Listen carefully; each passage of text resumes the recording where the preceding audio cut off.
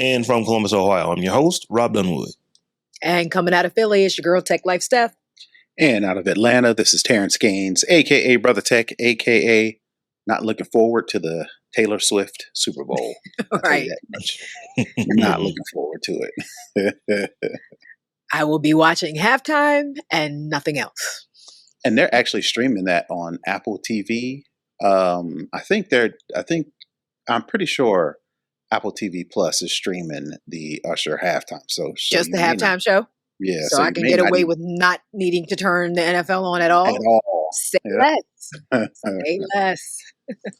You know people are going to be calling for her. Usher, can't you get her a little cameo? So I heard, I don't know if this is true because I saw it on TikTok, but I've heard that they've already told him that his show is going to be 2 minutes shorter because of the, airtime they're going to want to give to her during the game. That's crazy.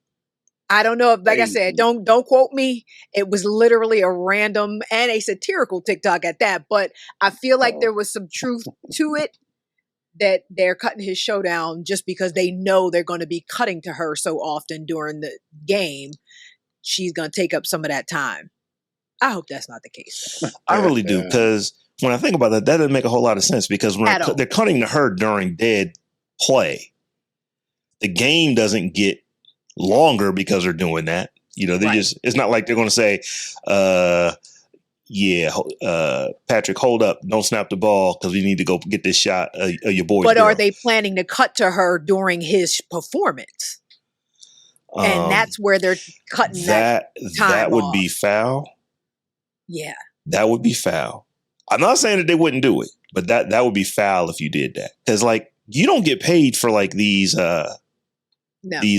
performances at all. So you ask this man to do the show. He's doing it on his dime, and then you're going to take and then cut to somebody else. That will affect them getting guests not named Taylor Swift going forward. That's just me. That's just how I think about that. I hope I'm wrong. And hopefully if Apple's airing it, they won't air that part. And I can just watch it over there. So, look, y'all, let's go ahead and dive into some of these tech news headlines from over the last week. But before we get into our stories that we're going to spend some time on, I do want to hit up Apple again. We spent a fair amount of time talking about Apple and just what they're doing with their payment systems here in the United States, or pretty much everywhere that is not the UK, where you can now use alternative payment systems. And we spent a fair amount of time on that. But literally right after we did the show last week, they came out and said what they're doing in the European Union, where their Digital Markets Act have changed rules over there. So now you will actually be able to install third-party, or what Apple is calling alternative app stores, or even sideload apps over in Europe. You will also be able to use third-party payment processors, and the rules there are a little different here. So if you are using a alternative payment system, if you're using an alternative app store, you do not have to pay Apple anything at first. So you have this other store, you can run it, do everything you want to do through that other store. Your software still has to be checked by Apple. They want to make sure that there's no malware and stuff like that in your software, but it's pretty much free reign. You do what you want to do on the first 1 million downloads. After 1 million downloads, Apple wants 50 cents for every single download for every year that the app is installed. So developers are still kind of going nuts. It's like you're still getting all the money, Apple, if you do this. Apple's going to get their money. Apple's going to get their money. But it's just like, I'm of a couple minds about this because it's their phone. Like, I don't know what you expect a company to do to accommodate you when it's their hardware. Like, and granted, Apple doesn't need to be some draconian, monopolistic, whatever, but this is still capitalism we're talking about, and it's their phone. So I'm not sure how you really justify this level of regulation in what they can and can't do with their own hardware. Because people could just get an Android phone and Right. sideload all the apps they want. You know what I mean? So it's not like Apple has created some type of unfair competitive advantage because there's other phones that people could use. So I'm not sure, I mean, Apple's still going to get their money, obviously, clearly, but I'm just not even sure how you were able to make this argument in the first place when you could just get a different phone. Right. Um, I'm of multiple minds as well. I'm just not necessarily concerned, but I wonder if these developers who are having or are bringing up this issue, are they bringing it up because this Apple tax of 30%, or are they bringing it up because there's some other arguments as to why they feel like Apple needs to open up to another app store? Is it like, oh, we feel like other places don't have the resources, or is it, what is the moral or ethical issue? Because it's not illegal, so it's got to be a moral or ethical reason as to why people want the app store to open up, or is it just a guise to say we just don't want to pay the Apple tax? If you just don't want to pay the Apple tax, just come with it and say, yo, that's crazy, that's too much, blah, blah, blah, blah, blah.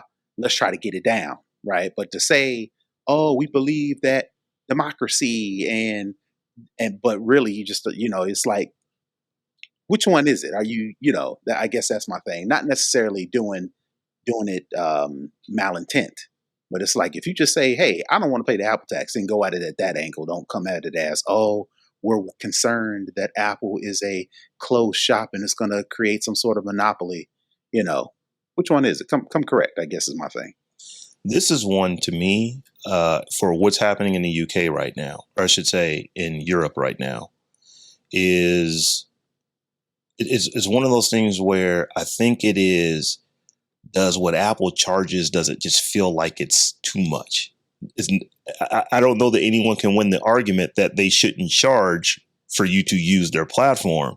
Mm-hmm. It is just that before last week, it was 30%. 30%. You want 30%? 30% seems extravagant. It's like, okay, wait, if I use my own, if I use a third party payment processor, you still want 27%? That just seems like that's a lot. So what's happening now is that, well, you can use your alternative app store. Oh, cool. We win. We're not going to take anything. Oh, cool. We win. Until you get to 1,000,001. Then we want 50 cents a year for every download over 1 million. Oh, wait a minute. We still got to pay you?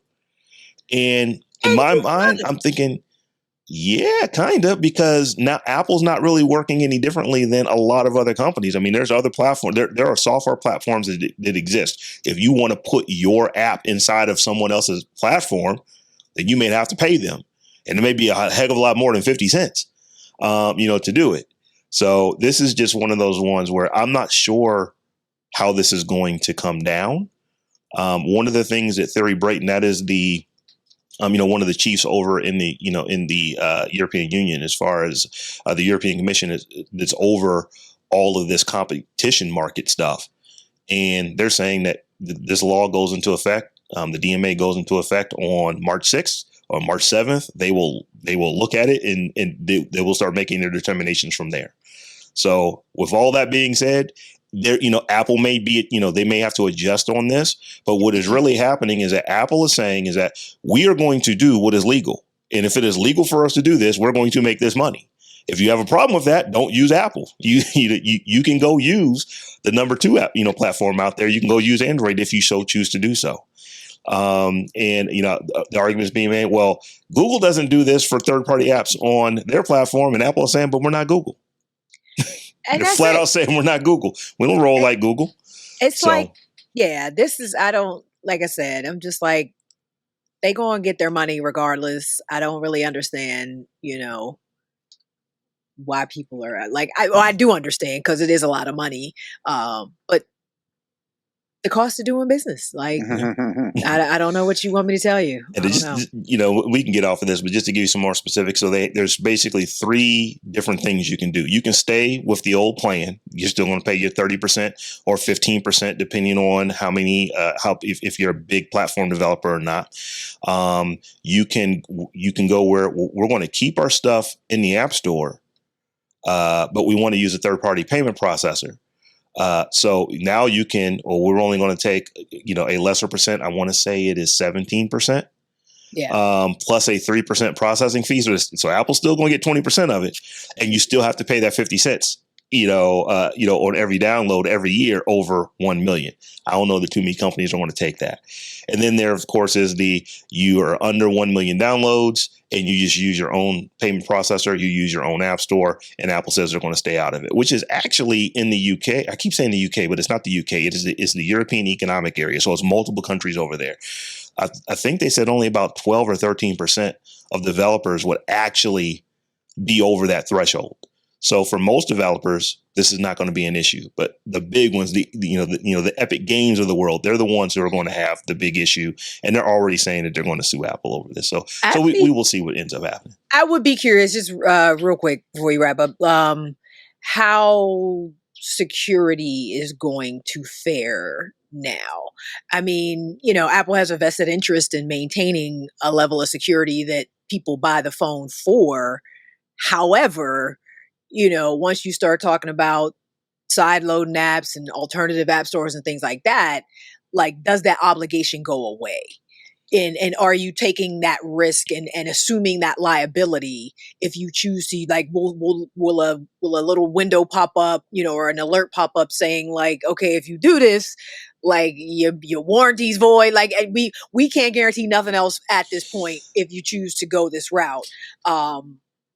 Because security is like Apple's brand. So it's just, I would be curious to know how they're going to sort of maintain that standard while also allowing all these, random ancillary things to happen on their phones now. They are requiring that the apps that are being offered outside of the App Store do go through a review process from Apple. So I think that Apple is going to do that.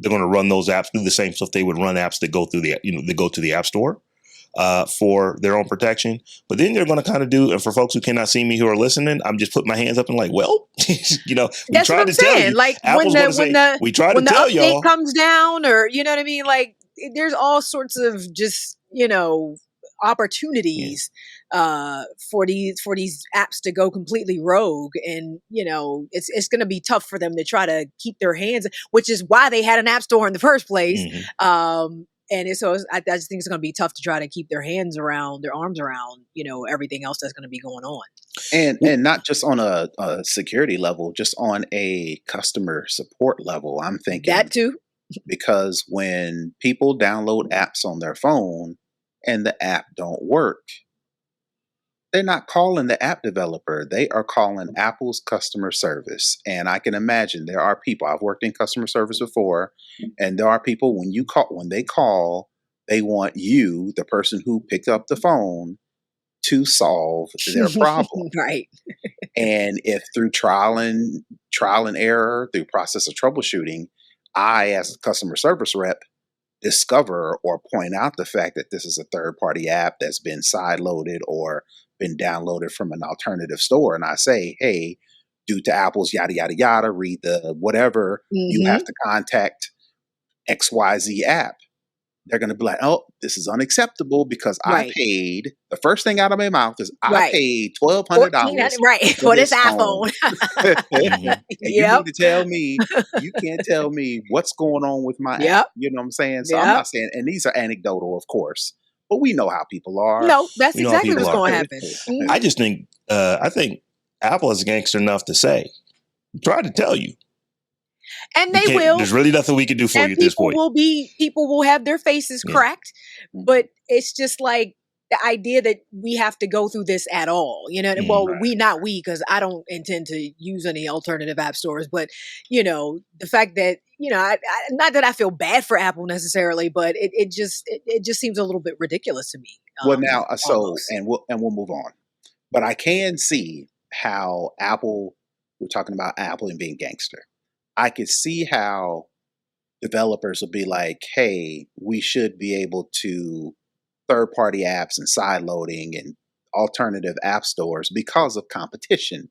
There have been plenty of times to where Apple has had beef with apps, not because they violated some safety or sexual or profiting or whatever the case rules.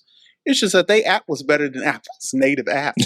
And Apple was like, and then there's like calendar apps, to-do apps are the ones that pop up in my mind in recent history to where Apple's had some beef with the app developer and the app developers had to either dumb down or had to agree to some weird new rule just to remain in the app store. Now I can see that to where an app developer saying, hey, do I want to fight this with Apple because they are hating, or do I just can go to this third, whatever. And then I just have to be okay with whatever comes with not being in Apple's app store. I can see that. And then that competition either making Apple work harder for they native apps to remain the app or buy the company or whatever the case may be, which most developers, they want to be bought. They want to make a dope app.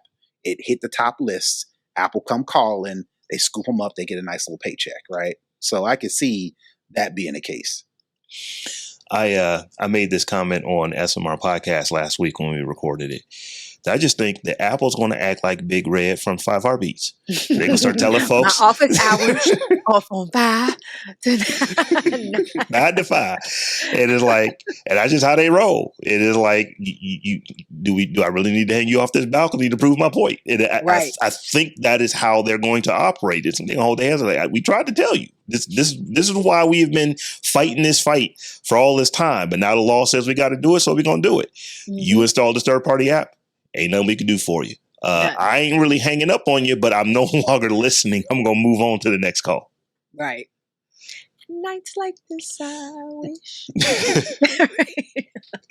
So Steph, I know you being the huge sports fan and fake wrestling fan that you are, that you might have felt some kind of way about the WWE moving over moving Monday Night Raw over to Netflix. I wasn't. However, I used to be a huge wrestling fan back in the day when it was WWF. Yeah, we all were. It was How could Andre you not the be? Giant and Hulk Hogan and Tito Santana, Intercontinental Champion.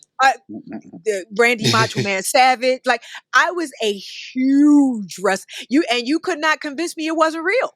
Like, I watched it every week, and Bobby Heenan and Jimmy, the Superfly Snuka, and I was a huge wrestling fan back in the day. Captain Lou Albano. Not so much. Yeah. All of them. Yeah. All of them. Loved it. So, I'm bringing this up because Netflix backed up a Brinks truck to the WWE and was like, hey, let me holler at you right fast. What do you think about bringing, Monday Night Raw over to Netflix? So starting in January of next year, a year from now, that is what is going to happen. And I believe it was a, $5 billion deal. So I wanted to get your guys' take on this because Netflix is doing something. This is not their first time, dealing with streaming.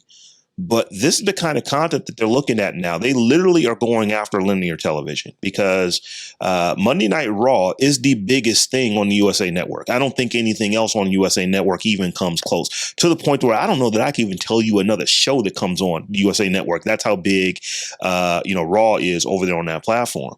So they're bringing this over. And one of the other things we talked about a few weeks ago was that there was a NFL playoff game. The Kansas City Chiefs playing against what was it, Miami? I think that game it didn't come on linear television. The only way you were able to watch that game was you either had to have like NFL ticket, or you were able to watch it if you were in the local market of one of those two teams, or you had to sign up a Peacock subscription. And just looking at Peacock has released some numbers. They had 2.8 million people sign up to that.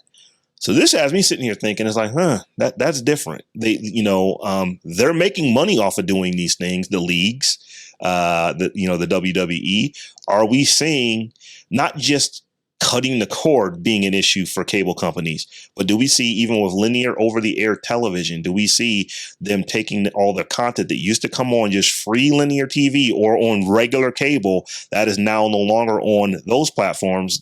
It is now on some type of streaming service. Well, that's the thing. When I was reading this, I was like, well, damn, is every platform going to be a cable platform now? Like, when are we going to be able to watch? You can't, I can't be, I have Prime, Apple TV Plus, HBO Max, Netflix, Hulu, and I think those are the 5. Oh no, my mom is paying because she likes the new Frasier show. She's Paramount Plus and BritBox. She watches some stuff on. So we have 7 streaming platforms that we can access. I'm not saying I'm paying for all of them, but we have 7 streaming. But in addition to cable, I still have cable, regular cable television through Verizon. So, like, where does it end? You know what I mean? Like, are we going to what is the word I'm looking for? Like, dilute content so thinly that you're going to need 10 different platforms just to watch the shows you actually like? Because now if you're moving live television or broadcast TV, I should say, be it, affiliates or cable to streaming platforms, like, where does it end? That's all I'm saying, because I'm up to 7 now. I got 7 logins right now, in addition to my cable, and it just never ends. Maybe silver lining, people stop watching TV as much. I don't know. That's the only thing I can think is there's so much going on. Turn a channel. Right. Or we go to social media for entertainment, because it's almost now to where I personally can't even, it's tough to scroll social media, because the things that I maybe was thinking about watching, or things that I'm currently watching, but I'm a couple of shows behind, or maybe a season behind, you can't even get on social media because somebody's spoiling it, so I could see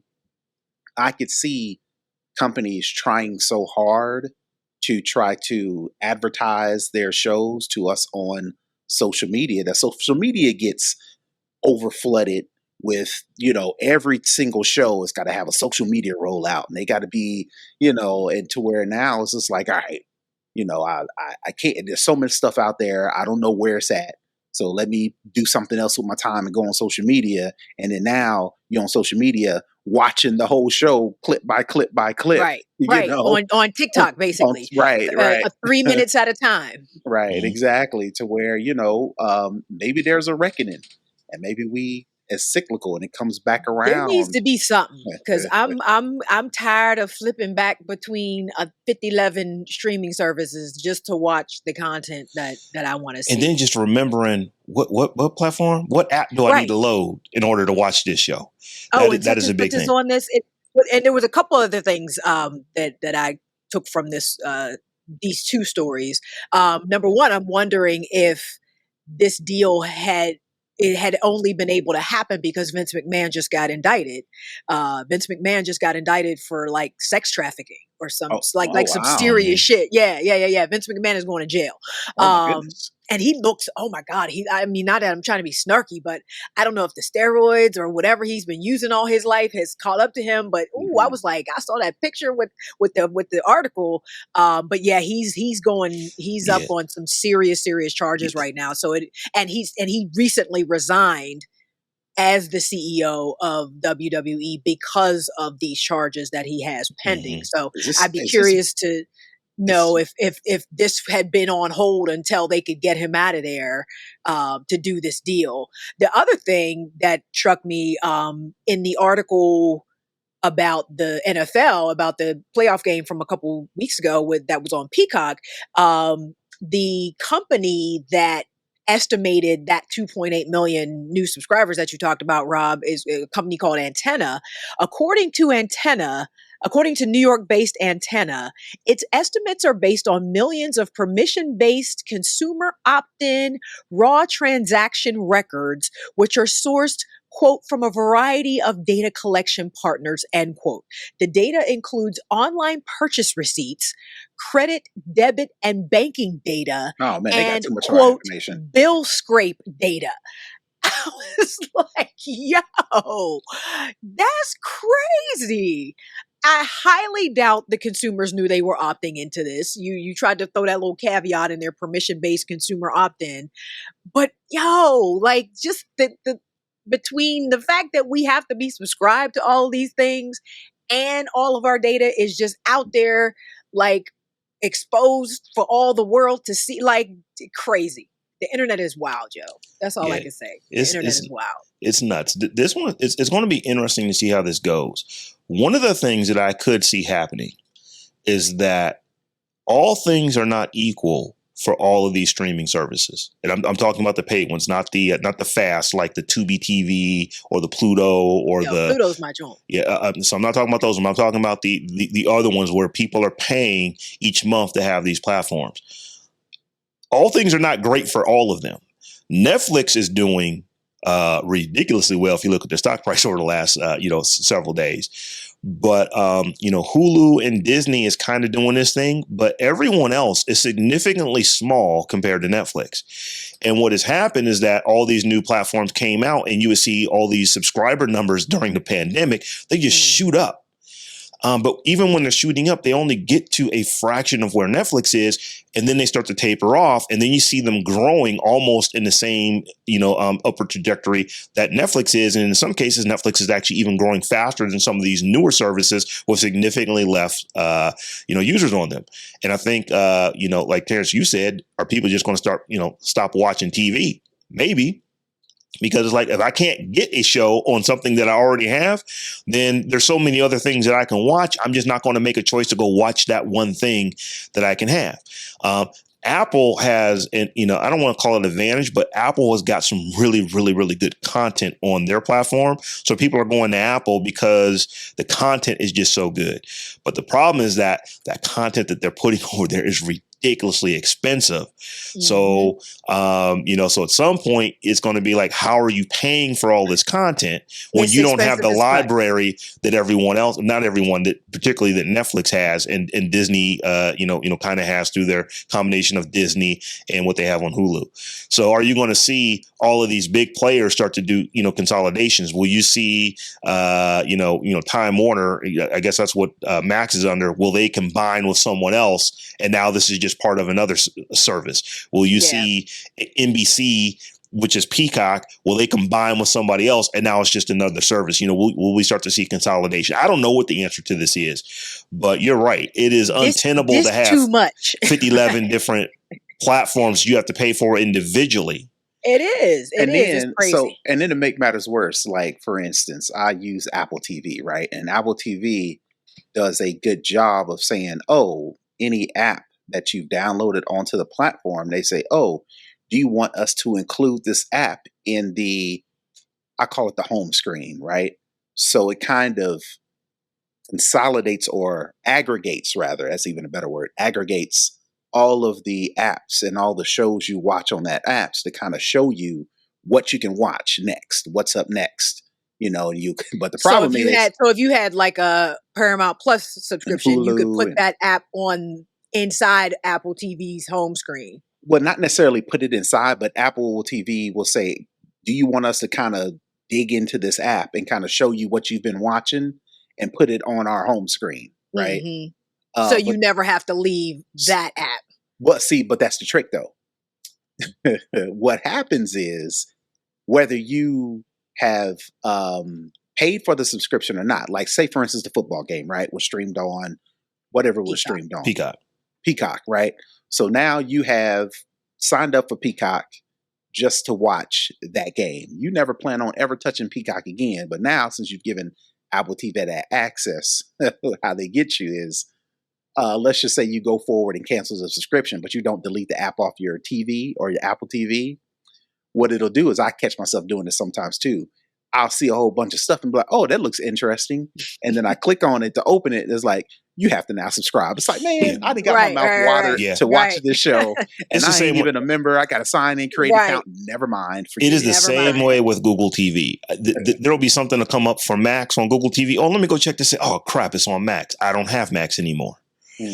Because I have 100% gotten rid of my cable subscription, because when I was getting Max, I was getting it because I still had HBO on my cable, and that's how I was getting it. But when I got rid of my cable altogether, I no longer have that HBO subscription. Therefore, I no longer have Max. So yeah, that's how they get me there. It's like, oh crap, I can't get this. And then with Amazon Prime, you go into Prime, they've got, what is it, Freevee? There's like 1,000 different. It's Freevee and services, Stars and everything. and So Epic. Showtime, everything's on Prime. So I was like, Everything is in there, and I'm just like, where do I go to see the shit that I'm actually allowed to watch for free because I'm paying for Prime? That's all I want to see. Don't show me nothing else besides what I'm paying you for that I can watch included in the subscription. They should let you filter your home screen based on what's included in the subscription, because that's all I want to see. I don't want to see nothing else. My parents have cut the cord recently. And my pop said to me, he's like, man, they need to have like a TV guide or something so I can figure out what comes on what, because you just don't know anymore. He's like, you have no idea. Load it up. So he actually has Roku TVs. Mm-hmm. So he's like thinking he's just going to be able to go watch whatever he wants to watch. It's like, nah, son, it don't work like that. It don't work like that. Or I should say, nah, Dad, it don't work like that.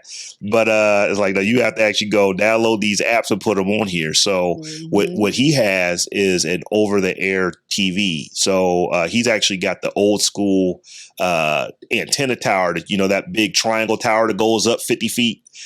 So he actually put an HD antenna on the top of that, so he can pull just HD channels from, like 150 miles in each direction.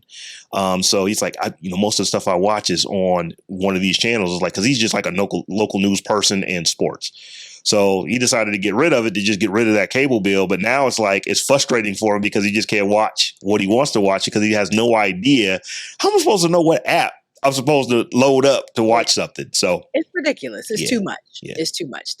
Cable and streaming is doing too much right now. Seriously. Yeah. So this next story, y'all, Terrance, I believe you stuck this one in here, and it's about AI doctor's assistant. And I read through this. I'm going to let you introduce the the article and introduce what's going on. But I got some questions that I want to get into at the end, because when I start hearing AI and medical records and stuff like that, I get real concerned. Like I start scratching, my neck starts to itch when I hear what these algorithms can do. So what is happening with Google DeepMind in this new system that they have called Amy out? Yeah, sure. Google DeepMind has proposed a new AI model they're calling Amy. Yes, Articulate Medical Intelligence Explorer. According to the new paper that was recently published to the preprint server R6, Amy should be able to take in the information from patients and then provide clear explanations of where their medical conditions currently are. Amy isn't designed to replace doctors. They make sure to put that in there, though. Google's AI doctor system is merely meant, for now, to act as an assistant for the doctor for wellness visits and consultations. So think of you walking into urgent care, your kid's got a boo-boo or they got a cough or you got congestion, something not emergency room or something not primary care physician, but something that you may need somebody to look at. Instead of you waiting in line, instead of you filling out a form, instead of you talking to a nurse or a help desk or a main desk receptionist who really don't care all that much, because we've been places to where customer service is kind of right? There are some of us that would rather do like the chat apps where you can chat with the person and they walk you through whatever. So think of this. You go into the urgent care, and instead of talking to a nurse or a rep or office person, you go on the screen and a AI person comes up and says, tell me what's going on. You say whatever. They look against your records. They look against what's going on and say, hey, based on what you told me, you've got X, Y, and Z. What do you want to do? Do you want to see a doctor? Do you want to get a prescription? Whatever the case may be. So I guess I'd put this in here to find out, where your ideas are, where your thoughts are as far as being able to go in and talk to a AI assistant instead of a nurse, instead of a doctor, instead of an office manager to talk about your problems. And then, like Rob mentioned, that information, they're using your data, your medical data, to process that information. No. It's pretty much, yeah. No. No. I don't have anything else to say besides no. I would be curious to know how soon they think they could roll something like this out. Because the AI is not there yet, like not even close to being able to. And I know they already have done studies where, AI has diagnosed stuff better than human doctors by, a couple percentage points or whatever. But still, I can't imagine what the liability would be in allowing something like this to happen. The potential for, hospitals get hacked like crazy now. Like this would just, I think, open up. I don't know. No, I don't want to see an AI anything when I go to my doctor. No.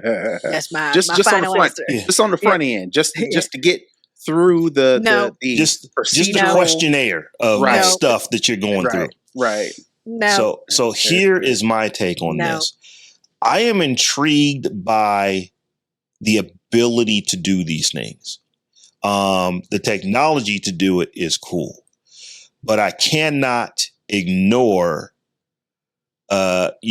just all the things that go with being citizens that have excessive melanin in their skin tones in this country. Right. So the biggest question for me is, how will Amy and other systems like it deal with race-based medical algorithms? And for folks who do not know what race-based medical algorithms are,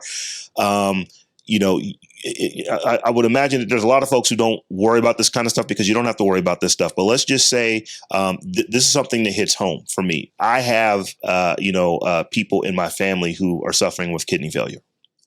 But if you are Black and you are throwing off numbers for, your kidney output and stuff like that, and there's certain types of waste products, I can't remember what the exact names of them are.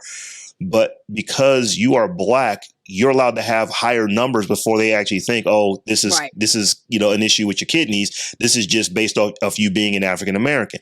When there have been study after study after study after study, and even the the U.S. Kidney Foundation, they have said we will no longer use this science that is saying that you're going to apply one number to one race and apply a different number to another race. And the reason for this is because they just looked at, well, this is Black folks that have these high numbers. White folks generally don't have these high numbers. So let's actually, put that into the algorithm. So whenever Black folks come in with these high numbers, we're just going to discount them. Mm-hmm. And they weren't looking at lifestyle. They weren't looking at diet, which is like the biggest indicator of this. And when they go back and they do these studies and say, well, wait a minute, if you go and you look at folks from certain parts of the country that are overweight and eat in a certain way and have diabetes, then their numbers look almost identical to each other, regardless of whether you're Black or white. But that's not what these algorithms are doing. They're basing it off of race. There was an article that I just read probably in the last week or so. And I don't know if you guys have ever heard of these twins. They're grown women now, but they are fraternal twins, two sisters. They're biracial. One of them looks completely Black. The other one looks like she would pass for completely white. And simply because, and like the way the article was written is that, they could go into the hospital presenting with the exact same symptoms, but because one presents as Black and the other presents as white, they will actually be treated in the hospital differently when they have the same genetic makeup. They both have the same father. They both have the same mother. One is just very, very fair skinned. The other one is very, very brown skinned for someone who is biracial. And that's the only difference. And because of how things are coded in systems determines that, this one is going to, even though they might be suffering with the same thing because they're not identical twins, but they are twins. Well, no, you don't have renal issues. You're just African American. Your numbers are okay. But no, your sister, on the other hand, we need to get her a new kidney right fast. So that is where this breaks down for me, because they have to look at that kind of stuff. And I would just be very concerned with how does it treat folks who look like us compared to how it treats other folks. It's going to treat us the way that it is going to be trained on the models that already have the bias built in, especially with stuff like this, with maternal mortality, with everything. So again, just even more ammunition for why my answer is no. Well, I would hope we put out this scenario. I'm hoping they're not expecting a AI to diagnose you've got cancer in your kidneys or anything. I'm hoping that the way they explained it is just like basic information. Give me your name, give me your age, give me your weight, blood type if you got it, if you're experiencing any symptoms, what medications have you taken? Are they over the counter? Do you have a prescription? Questions, simple questions like that. The AI will take that role in processing that information, and based off of just low level flu, sick, that sort of thing, or, COVID, whatever you want to say, it says, oh, well, based on the information you've given me, it looks like you have the flu, right? Next steps are to schedule an appointment, yada, yada, yada. I'm not saying that's what it is. I'm hoping they don't take it that far. Let's follow that train of logic, because, when you look at skin conditions and dermatologic conditions, you can say you're entering in all your little stuff and it's just supposed to say it looks like you have. They can't even recognize regular eczema on black skin versus white skin or stuff. So it could say it looks like you have something you don't have, or it could misdiagnose something you do have based on this is a pass for me. This is or we can do things like this. I don't know that that hospitals and medical institutions are still using this, but they actually rate pain different for black folks and white folks. Yes, they're still doing that. So they're still doing that. So you can go into the doctor's office and say, my ears hurt. And you say, well, on a scale of 1 to 10, how bad do your ears hurt? And you say, probably a 6. Well, if you're white and you say 6, 6 means 6. If you're African American and you say 6, 6 might only mean 4. So because you pull your chart out and you say, oh, well, you're black, so your 6 actually is 4. I'm being facetious. These are not the exact numbers. I'm just giving a hypothetical example, people. So 6 actually is down to 4. Well, if you're only 4, you probably don't have an ear infection. Here's some aspirin. Go home. I'll holler at you if you've got any additional issues. So you go home, maybe it gets worse. You don't get anything because they have the bias built in, saying that African Americans that come in complaining about a certain level of pain are only trying to get opioids. You know what I mean? Like it just can go so many ways left and wrong for us. And definitely if they expand it, I guess I was just reading it as you filling out a form, right? You're filling out the form. Instead of you filling it out on a piece of paper, you're talking to this AI assistant who eventually is going to pass the information to the nurse or the doctor anyway. I guess I was looking at it as, all right, let's just get you filled in and get you situated and get you a number. And that's never where they stop. For now. That's how I'm You know what I mean? That's even if that was the initial idea, they would want that AI to do as much of the work as possible, and that's what they would be training it on. And so it would never just stop at check-in. You know what I mean? They would want that thing to be like a whole PA, physician's assistant, and be doing, giving you a shot or they have the robot drawing blood and carrying on. So it's gonna be a no for me, dog. So do I see in the future, are we going to be doing these kind of things? Yes, we are going to be using AI to help diagnose various conditions. That is a no-brainer. We're going to do that. I just want to make sure that as we are doing that, we are being equitable in how we are diagnosing things. And I have no confidence that no confidence that we are. So a system that, like right now, regardless of what your ethnicity is, you probably should be looking at this a little bit sideways. But at some point, it's going to get to where, this actually improved my experience. But when it gets to that point to where it is improved one ethnicity's experience, I don't want it to be at the cost of another one's. And it's always been that way. And this, Right. when you're talking about medical stuff, I just don't want it to be that way. So, yeah, I am not a fan of this just because I've lived here for 51 years and I know how we do. And Right. this just, no, please let me talk to somebody. Please let me talk to a nurse, a human nurse. That, Steph, I don't know if you was on this show. I think Nika might have been on this show, but there was a situation where it was a nurse who had a patient, a woman that was pregnant, and she was getting off her shift. And she was, telling the new nurse come in who happened to be African American about, this patient. It's like everything seems to be okay, but I'm going to do a psych eval. That was me. Oh, that was you. I think I said that. Yeah. Oh, because we talked about that. Because she was patting her hair. Now it's like the three of us would all know if you were sitting here doing this, we would know what that means. You're not having any problems. It's like your head itches. That we know that. So just things like that. If that doesn't get coded into these algorithms, because you have to code that into an algorithm to just know that it is going to be bad situations for folks who are not the dominant, the dominant ethnicity that all the data has been trained on. So maybe we aren't the minority come 2050. And then maybe this stuff changes because the rate we're going, some folks may not be in the majority. 30 decades from now. We'll see. Cross that bridge when we come to it. But right now, no.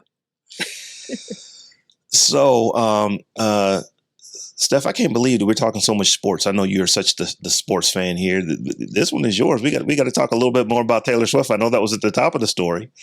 But what is going on with Taylor Swift, and why is free speech not necessarily so free when it comes to some of these social media platforms? It's been, widely talked about. I think, we can't do a tech podcast without talking about the biggest tech story, I think, of the past week. And Taylor Swift, deepfake nudes of Taylor Swift hit Twitter last week to the tune of like 45 million shares and retweets and views and things like that before Twitter finally decided we better do something about this.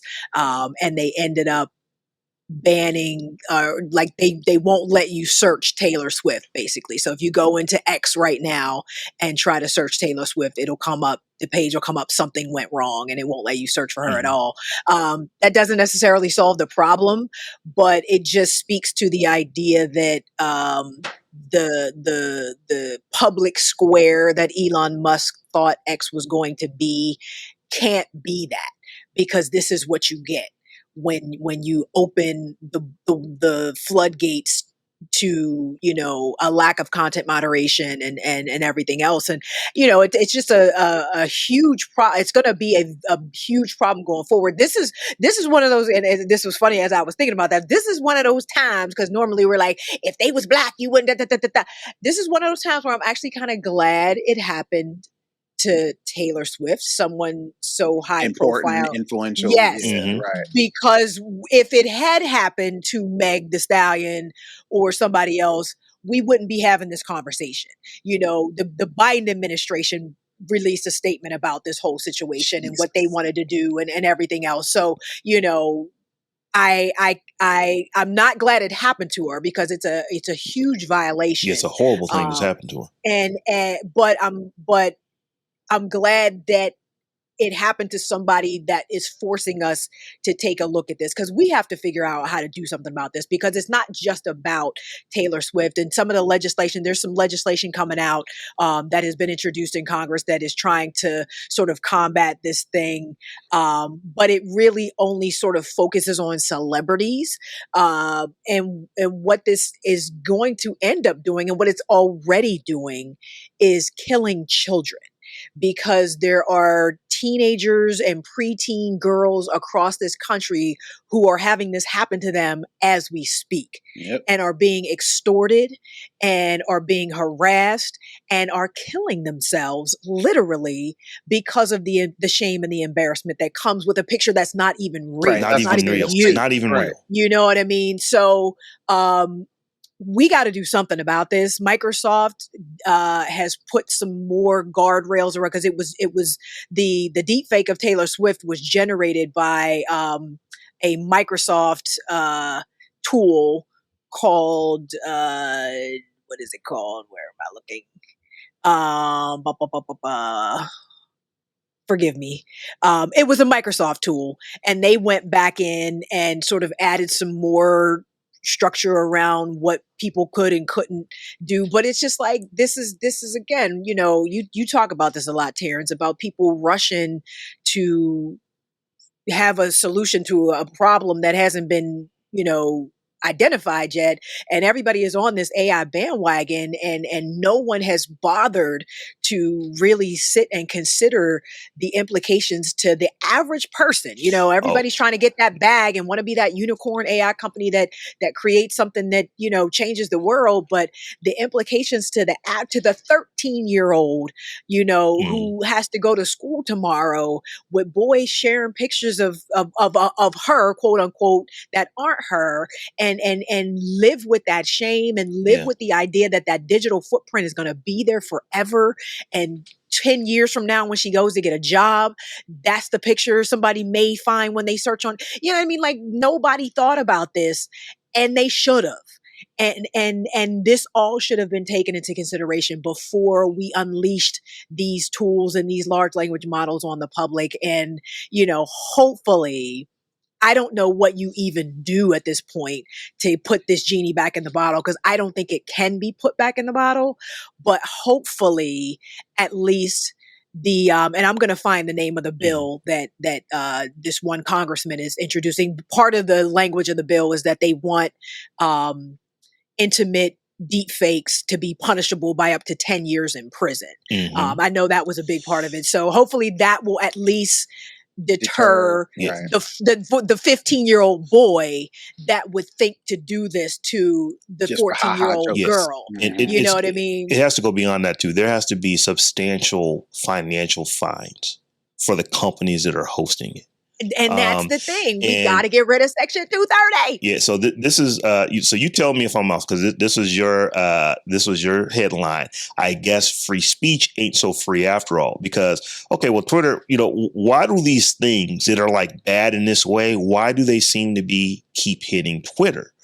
Well, the owner of Twitter, that has had the company now for, I guess, pushing a year and a half, has said, we're going to be the bastion, I'm doing air quotes for folks who cannot see me, of freedom of speech. We're going to allow people to say what they want to say. And in, taking the company over, just literally got rid of thousands of people whose job it was to moderate this kind of content. Look for stuff like so this. I don't want to say that this doesn't happen on Facebook or Instagram or, Snapchat or these other platforms, because it does. But they just have significantly more moderators to try to catch it, before it goes super viral like this did. So that's something that has to be looked at. But here's the other part of this too. It's like, you keep saying free speech, but when that free speech affects your money, speech ain't free so much, anymore. Right. I think that might have been the point that you was getting at there. Right. And that's not lost on me, because it's like, you have to make these changes if you want to have a platform. They're going to allow your platform to run and operate profitably. And that is not necessarily the case for X in this case, because they have gotten rid literally of thousands of their moderators and decided, we don't need you anymore. We're going to let you go. So I don't think I don't believe that is a direct or indirect result, because this was going to happen anyway. As soon as they did AI, any new technology, there are how they say that there's a sucker born every minute. Well, there's 2 creeps born every minute. That's true. And regardless of where it was going to be, as soon as somebody figured out, I can use this to my advantage by appealing to the least of us, they're going to do it. And like going back to what you were saying, Stephanie, I don't think we you say this all the time, we're going to get that genie back in the bottle, simply because these companies are not thinking about all of the implications, or maybe they are and it just don't care because the things that they're trying to get at, the ones that make them money, as long as they do that, we'll figure the rest out as we go. But these companies, these new technologies are not taking into account the least of us, whether it be the people who are misusing it or the people affected by the people who misuse this technology. And it's like, we need to start thinking from the ground up. These companies are always thinking revenue down. They're not going to change until Right. we get rid of Section 230. Okay. And that's the bottom line. Like right now, the government does not have any recourse, and citizens don't have any recourse against an X for if it was me and it was 45 million views of a deep fake of me, like I couldn't go sue X right now for anything. Steph, explain to folks what Section 230 is. So Section 230 is a part of the Federal Communications Commission's decency. I don't get me lying on the exact name of the act, but it's a communications act that was put up a long time ago that governed how it used to be phone companies and public utilities and different things like that worked. They added they shoehorned internet access in there as well. And Section 230 basically says that internet platforms are not responsible for the content on their platform, for the user generated content on their platforms. So nothing that gets posted on X or any other social media platform is Elon Musk's fault, basically. I guess they're relying on, these whack ass, weak ass, content moderation policies and terms of service and things like that. But basically Section 230 means that the companies can't be held liable for the content on their platforms. And until we get rid of that and you can start suing the companies, there's no vested interest. There's no motivation to do any type of real significant content moderation. Yeah, you're right. You had it. It's the Communications Decency Act that we're talking about. And I think that you're going to have to see Congress get together and actually do some bipartisan stuff. And they're going to have to revise that particular code of that law. Yes. Because if you can't go after the richest persons on the on the planets, you can't go after his paper. If everything is good, it's like, hey, I ain't put it up. We got it off once. You see, we not my fault. We just, I don't want to say they blocked Taylor Swift, because they didn't block Taylor Swift. They blocked users from searching for Taylor Swift. Right. It might be a and distinction without a difference. You can still get around that. But it's like, hey, we did something. But until there is a financial issue for them to where, maybe we need to go hire a couple thousand moderators to make sure this kind of stuff, that we're able to address it in a better way than we are right now. Until the law says they have to do that, these things are going to continue to happen. And you putting all this money into AI, make the AI better that can find and filter this kind of thing. You know what I'm saying? Like, come on. Like, if you had the mind to do it, you could do it. They just don't have the mind to do things. Yeah, they don't have the mind to do it because they're not being held responsible for anything. And for stuff like this, Taylor Swift doesn't really have. They said she's looking at suing somebody. I don't know who, but they said she was thinking about a lawsuit. But I'm like, this thing probably originated overseas, on some dark web through a ton of different VPN, nodes. You're never going to figure out who did this, and it's already been shared a half a trillion times because we are creeps, man. We are creeps. We're human nature, but it's just like the only thing that solves this problem is holding the companies to account. Yeah, the famous poet and historian Method Man, once said something. I believe he called it cream. Yeah, right. And until this starts affecting these big $1 trillion companies, I mean, you think about it. You think about how big some of them, X is not $1 trillion company. Meta certainly is. When you start thinking about these companies that are that big, the way you get them to change their behavior quick, fast, and in a hurry is you ding them in the pocketbook. And we're not talking about, it's going to be a $10,000 fine or a $100,000 fine. It needs to be a fine that is so big that your shareholders are made aware of it.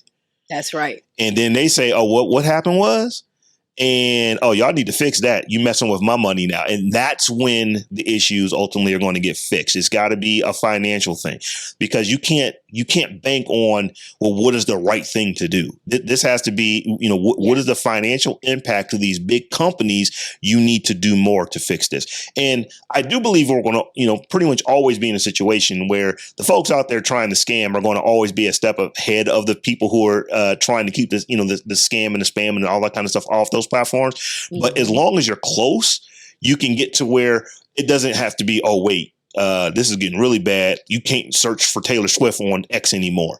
That is a drastic response to this, that companies should have been able to deal with this type of content. Hey, this image, let's go pull this image and anything that looks like it off of our platform. And I just don't know if they have the capability to do that. Yes, yo.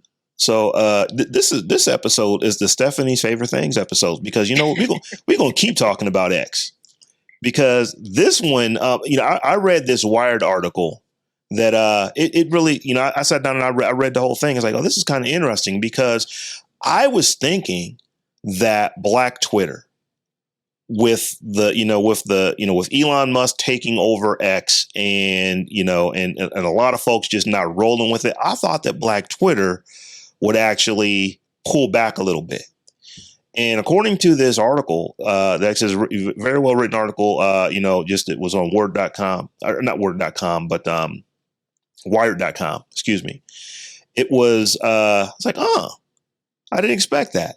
And what I didn't expect is that Black Twitter remains unbothered by Elon Musk and X. It's like it is rolling. I don't want to say it's rolling exactly the same way as it used to roll, but people are using it almost with the same fervor that they were using it before Elon Musk ever came in. I mean, there have always been issues with African Americans specifically on Twitter before it was X. And that was one of the reasons for the prevalence of Black Twitter. But even with Elon Musk coming in and all the changes that he's made, Black Twitter really has not pulled back very much. And I thought that was really interesting. Yeah, I read the whole thing too. And shout out to Jason Parham, because, when you say it was a well-written article, it was a beautifully written article. It was really good. It was like poetic almost. But shout out to Jason Parham who wrote it. The one thing I kind of was like, I don't know how I felt about the idea that, and I'm, and we gotta get Jason. Jason, if you listen, come on the show and holler at us. I wasn't sure because he talked a lot about Black Twitter getting back to pre-Ferguson Black Twitter. And I wasn't sure if he was trying to make that out to be a good thing or a bad thing. And I wasn't sure if I felt like it should be a good thing or a bad thing. That, he talked about the idea that, and now we can just be ourselves and chill out, and the mundanity of the back and forth, conversation that we had before Black Lives Matter happened. And I'm like, do we need to get back to that? Shouldn't we keep Black Lives Matter at the forefront? Like, I don't know if he was trying to be dismissive, but it sort of came off like, okay, we're past that. Like we're post-racial. We just want to be goofy. We don't. Yeah. Which is fine, because we need a space for that. But I don't know. The article just made me feel some kind of way about it. It's funny that you say that, because I use this Read It Later application called Reader. And one of the things I can do is I can highlight articles, paragraphs, this and that and the other. So the two paragraphs that I have here in our notes, I actually highlighted, as something I pulled out. Another highlight that I didn't put here was actually that paragraph where he talked about that. It's like, hey, let me go read that again. I want to make sure I understand what you're saying. Are you saying that it's somehow better now? And because I didn't take it that after I read it the second time, I didn't take it as though he was saying that it is better. I think he was saying it is what it is. This is where we are now. So some of these other types of conversations are still happening, and they're happening enough to where Black folks have not abandoned the platform. That's kind of how I took it. But if some clarification on that, could go a long way. It was a nitpick. The good old days. Get back to the good old days. Yeah. Right. When we just live tweet, when I used to live tweet Scandal, like religiously every Thursday, and be just all in it. But it's just like, in this day and age with everything that's going on, like like I said, I understand the need and the importance of safe spaces to just be goofy and be silly and be frivolous and whatever else. But I don't know. There was something about that No. article that just kind of, I was like, ugh. So one of these, and this is why I say I don't think that's what he was saying, because one of these quotes that I have is, we can talk about the ways the algorithm has degraded and changed for engagement, but from Black Twitter users' perspective, I'm not getting a lot of quality conversations I used to, but I'm still getting indications of Black life. So that's like saying, to me, I'm like, yeah, I'm not getting what I used to get, but I'm still getting something, and therefore I'm here. So that's kind of why I don't think he was like, oh, this is now somehow better, right? Because of that one paragraph. And I don't think he was celebrating the fact that we're back to pre-Ferguson Black Twitter, but I don't know. I don't know. Here's another part of this, and Terrance, I do want to get your take on this. So I don't want to take up time, so I'll let you go next. But I do have another take I'm going to get back to after you talk. Oh, I wish we, and I don't know if maybe the way I read it is he's coming off as not beggy, but it's like, please, Twitter, just leave folks alone so they can kind of do what they. I wish we had more options, more viable options. And I think the reason why Twitter is so popular is because Twitter is so popular. And people like you mentioned in the story, you've found family, you've connected over things. And I think the concern or the worry is if we all say, all right, we off of Twitter, let's go to something else. You have to start back from zero to recreate those connections. And I think people are scared of that. Yeah. So they just deal with what's going on right now, which that ain't necessarily a good option either. Just deal with it, right? When technology and either there are other platforms we can go to, right, out there right now that have the same functionality, that have the same features. Shout out to Spill. Right. I think we are, people in general, but Black Twitter, since that's the subject, we are so hooked on what's working now that fear of the unknown is stopping this big conglomerate, this not boogeyman, but this potential power of Black Twitter. We don't want to lose that, or it dilutes because we got to start over on another platform. And I really wish that wasn't the case. I really wish if people really, really had beef with things that bothered them, and not just Twitter, just in general, I wish we as a society just would have that. I don't care if it blows up my whole thing. We need to do something different. We need the courage to go and do it and do it. I agree wholeheartedly. And the sacrifice, because the sacrifice is going to be, I don't know what this new thing looks like. I have curated this instance of myself on this platform. I don't know if I can replicate that. And I'm concerned. So I'd rather just stay here than have to concern myself with that. And let me, I wanted to just read, because I thought about that too when I read this paragraph. Jackson isn't alone. The reported brain drain has seemed to have minimal consequence on the boulevard of Black Twitter, where members have a sense of ownership over the platform. Quote, I'm not letting no white man run me off this app. We built this shit brick by brick, end quote. User at Fab Fresh and Fly tweeted recently. And I'm like, first of all, you didn't build anything. And as soon as that white man decides they want you off that app, guess what? You're going to be off that app. So it's like, I can appreciate the community. Don't get me wrong. Black Twitter don't come for me. I can appreciate the community that has been built and the work that it took. However, to your point, Terrance, we have to disconnect from the idea that we have to be tied to a platform or have a personality or a persona or an avatar, whatever that looks like.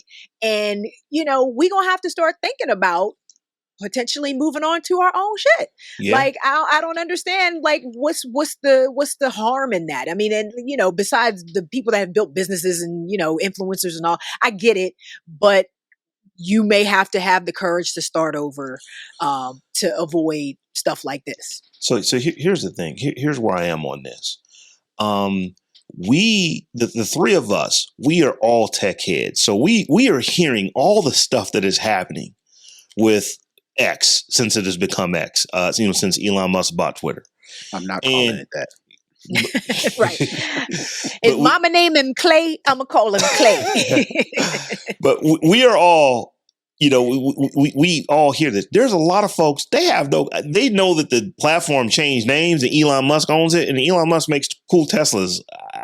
They really just not following him like that, and they're there.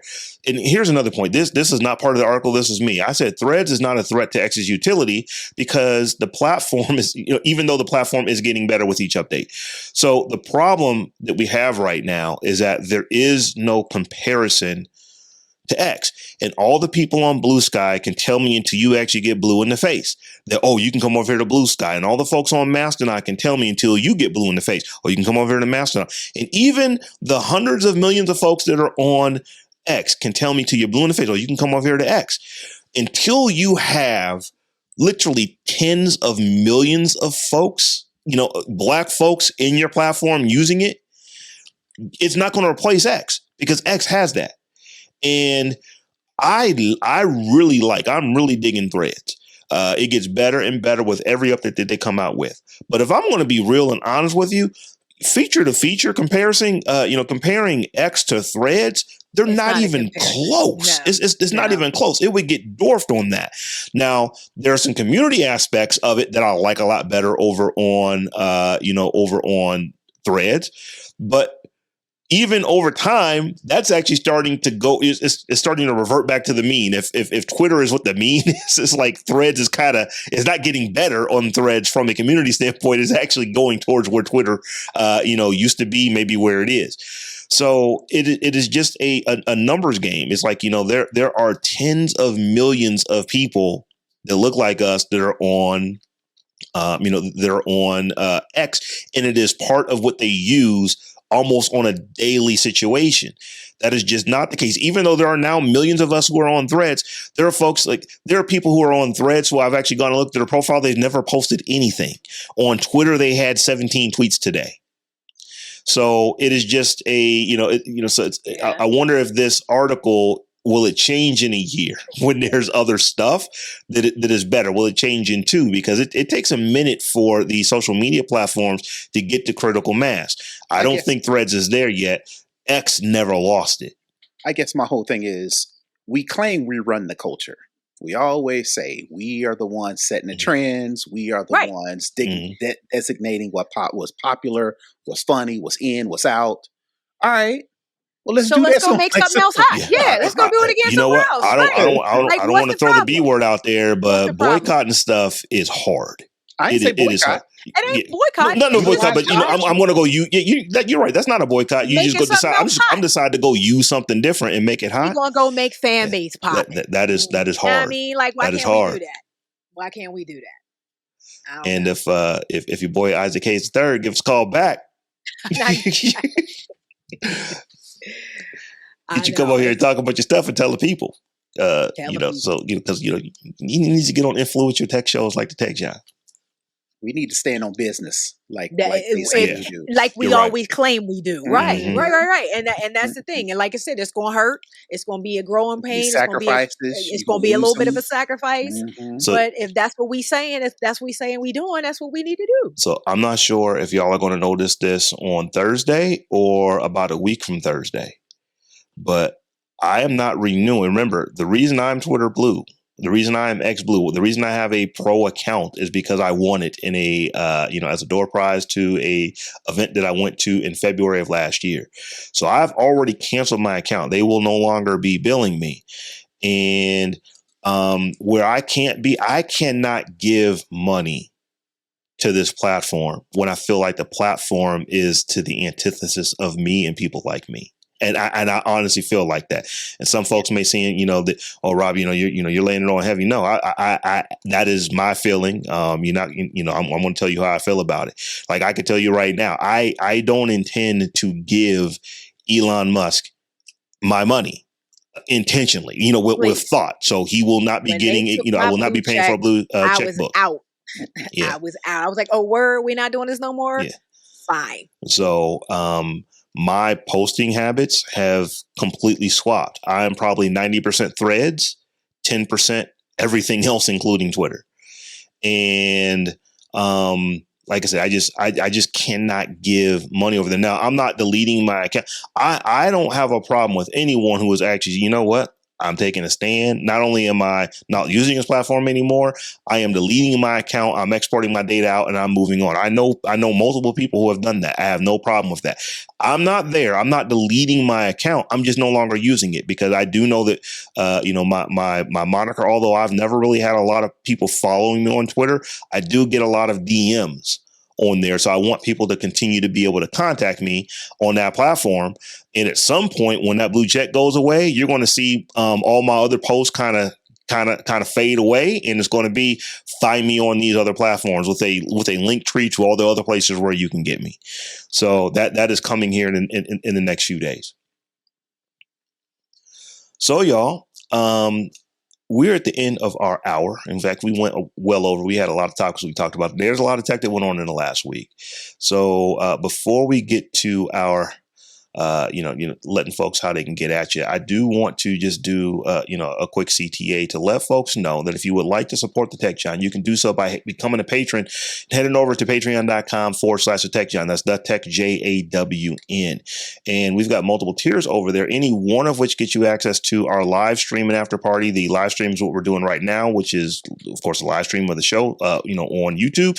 And the after parties where we're going to hang out with folks for about another 20 minutes or so and just talk about whatever comes up. So if you'd like to do that, if you'd like to join that, you can do so by becoming a patron, patreon.com/the Tech Jawn.